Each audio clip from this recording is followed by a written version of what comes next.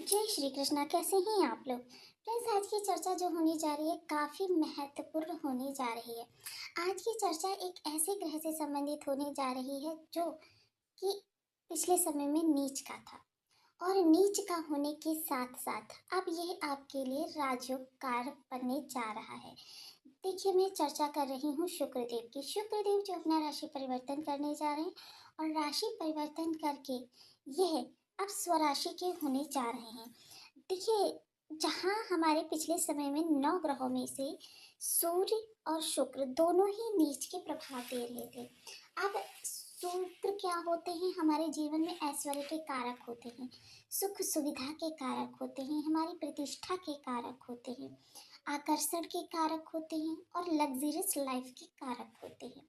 लेकिन वही सूर्य उच्च पद के कारक होते हैं। जो भी लोग जॉब करते हैं, नौकरी किसी भी प्राइवेट सेक्टर या गवर्नमेंटेड सेक्टर में कर रहे हो, उन सभी लोगों के लिए सूर्य कारक ग्रह माने जाते हैं। वहीं कोई भी अगर आप कार्य कर रहे हैं, उसमें सफलता मिलना यह सूर्य के ही कारक क्षेत्र में आता है। कोई आप अध्ययन का कार्य कर रहे हैं या किसी स्किल्स को सीख रहे हैं, उसमें जो एकाग्रचित्ता या अपने टारगेट की प्राप्ति करने में जो एकाग्रचित्ता फोकस की जरूरत होती है, उसके भी कारक ग्रह सूर्य होते हैं।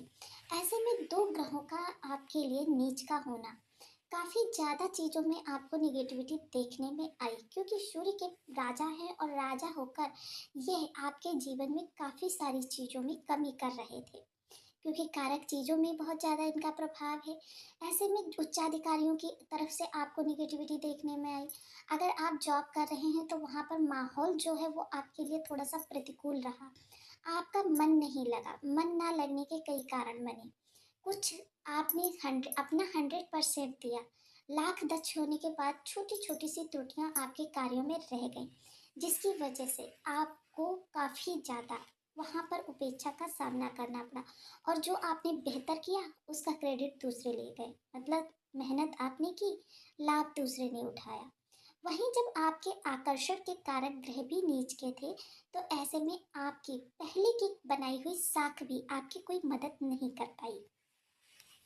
अब जहाँ शुक्र स्वयं नीचता को समाप्त कर रहे हैं, स्वराशि के होने जा रहे हैं, वहीं देखिए सूर्य का भी नीच भंग करेंगे।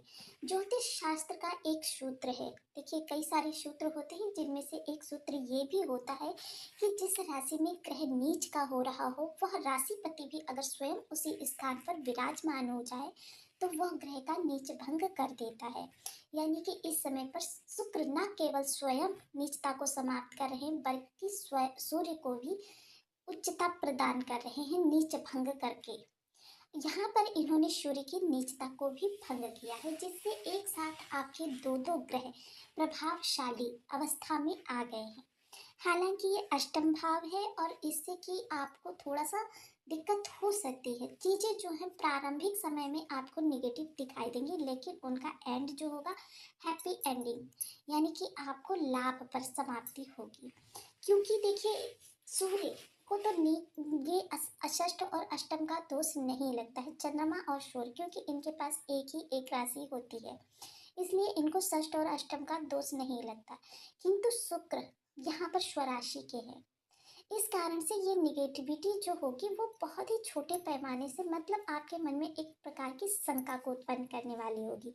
तो यह जो प्रभाव होंगे आपके लिए किस तरीके से विस्तार लेने वाले हैं, क्या आपके जीवन में चेंज होने जा रहे हैं, क्योंकि सूर्य बहुत बड़े उच्च पदाधिकारी, घर में अगर है तो घर का जो मुखिया है यानी पिता आपके, और अगर कार्य क्षेत्र है, शासन प्रशासन से कोई कार्य करवाना है, तो मतलब कह सकते हैं कि राजा है तो राजा के समान इनके कारक चीजें भी हैं। तो आइए, बनी रहिए हमारे साथ इस वीडियो में एंड तक, आपको बहुत कुछ जानने के लिए मिलेगा। वीडियो बहुत ज्ञानवर्धक होने वाला है। यदि आपके लग्न में 12 नंबर बना हुआ है तो ये राशिफल आपके लिए है। यदि कुंडली में कहीं भी चंद्रमा के साथ 12 नंबर बना हुआ है तो ये राशिफल आपके लिए। कुंडली ना होने की स्थिति में आप इसे नाम राशि से भी देख सकते हैं। यदि अभी तक आपने अपने इस चैनल को सब्सक्राइब नहीं किया है तो प्लीज़ सब्सक्राइब कर लीजिए, वीडियो को लाइक कर दीजिए, चैनल को शेयर कर दीजिए। इससे होगा क्या कि हमारे आने वाले हर वीडियो की नोटिफिकेशन मिल सकेगी आपको सबसे पहले। एक प्यार से कमेंट करना बिल्कुल ना भूलें। कमेंट से हमें बहुत मोटिवेशन मिलता है, हौसला मिलता है और ये पता चलता है कि आप और क्या जानना चाहते हैं। तो देखिए, शुक्र इस समय आपकी अष्टम भाव से गोचर करेंगे। अष्टम भाव, जैसे कि मैं देखिए शुक्र के बारे में सदैव आपको बताती हूँ।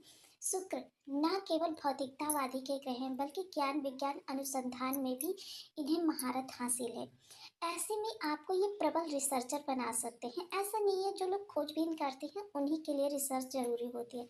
हर फील्ड से जुड़े हुए लोगों के लिए रिसर्च परमो आवश्यक होती है, क्योंकि रिसर्च ही हमें चेंजेस के लिए आगे बढ़ाती है। और जब चेंजेस हम करते हैं, परिवर्तन करते हैं, तो क्या होता है कि हमें राहु का भी प्रभाव प्राप्त हो जाता है।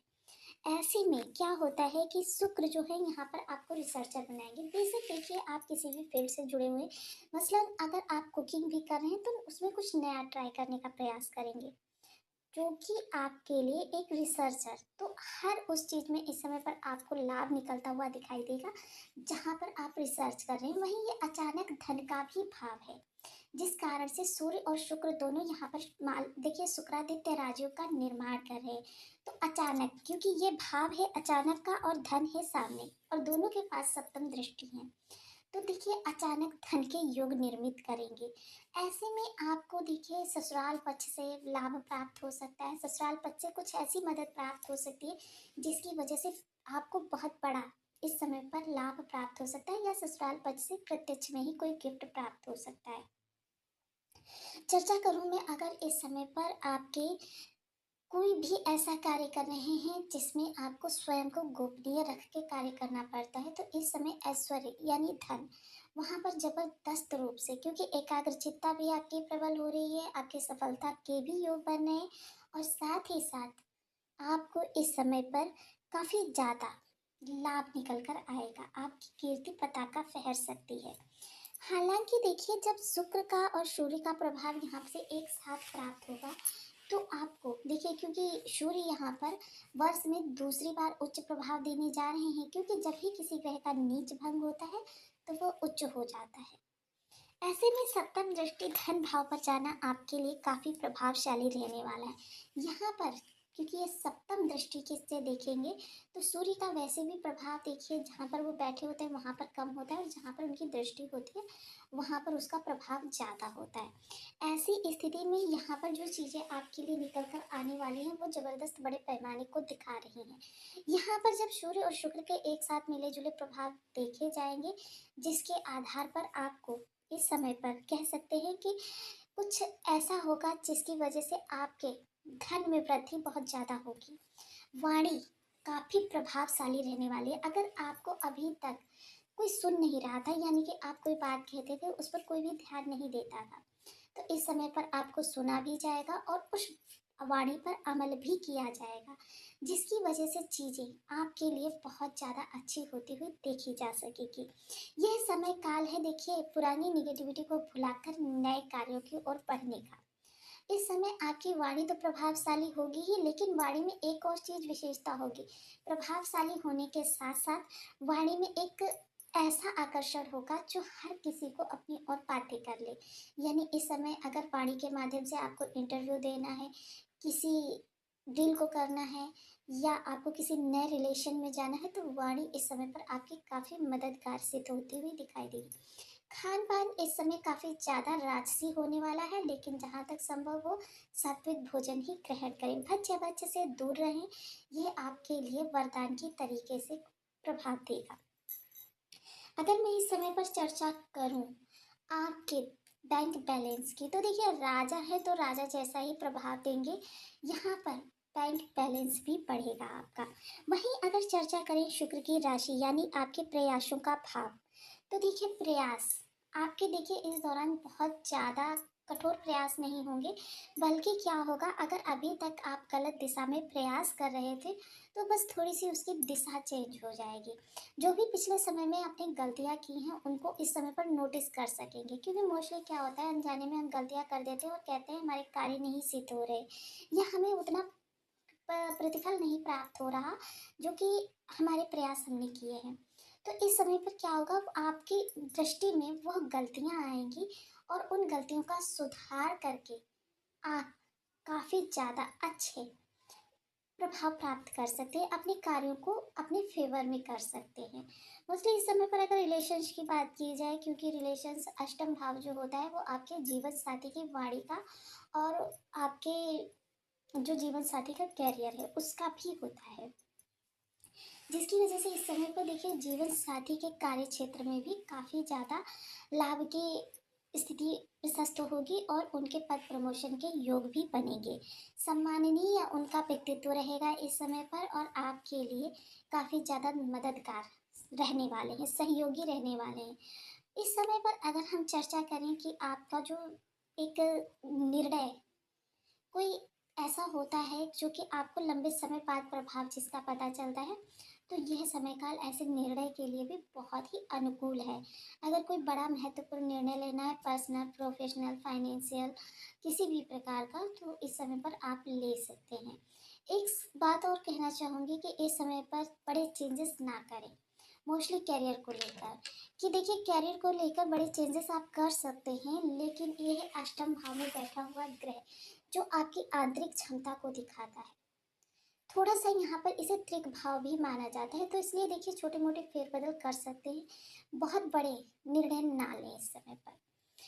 तो देखिए अब थोड़ा सा यहाँ पर शुक्र की विशेष जो चीज़ें होती हैं उनको भी हम थोड़ा सा जानने का प्रयास करेंगे कि उनके उपाय कौन कौन से हैं। सबसे पहले तो इस दौरान माता लक्ष्मी की आराधना करना, कनकधारा स्तोत्र का पाठ करना, श्री सूक्त का पाठ करना, स्वयं सुगंधित रहना, अपने आसपास के वातावरण को सुगंधित रखना। मोस्टली देखिए बहुत से लोग क्या होता है परफ्यूम का ज़्यादा प्रयोग करते हैं, तो इस समय पर परफ्यूम का प्रयोग ना करके आप इत्र का प्रयोग करें, जो कि आपके लिए लाभ की स्थिति बढ़ाएगा। इत्र जो होना चाहिए वो गुलाब का होना चाहिए, अल्कोहल रहित होना चाहिए। सफ़ेद वस्तुओं का दान करना और साथ ही साथ अगर सुगंध भी उसमें प्रयोग कर सकते हैं तो अति उत्तम होगा, क्योंकि सुगंध भी आप